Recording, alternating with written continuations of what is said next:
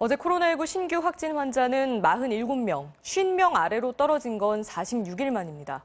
방역당국은 지난 2주간 강화된 사회적 거리두기 효과가 있었다면서도 아직 고삐를 늦출 때는 아니라는 입장입니다. 이준범 기자입니다. 어제 0시 기준 코로나19 신규 환자는 47명입니다. 하루 확진 수가 50명 아래로 떨어진 건 지난 2월 20일 이후 처음입니다.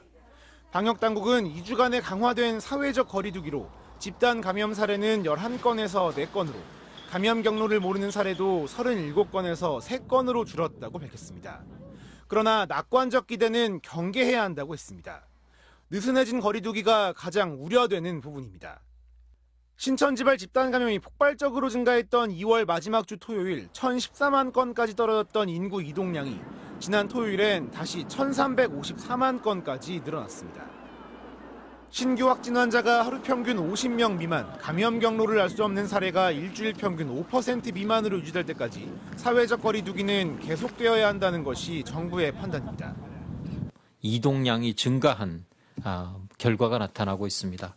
우리 사회가 좀 더 적극적으로 사회적 거리두기에 동참했다면 지금보다 훨씬 더 좋은 결과가 나타날 수 있었다는 점에서 아쉬움이 남는 대목입니다.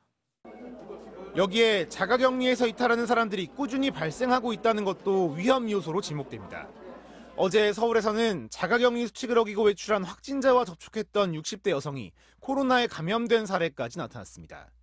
이에 따라 서울시는 자가격리 이탈자들을 강제기가 조치했던 기존 방침을 바꿔 곧바로 고발하고 무단 이탈로 확진자가 나오면 손해배상 청구와 과실치상 고발까지 하기로 했습니다.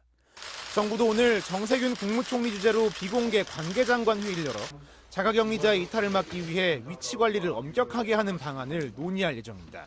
MBC 뉴스 이준범입니다.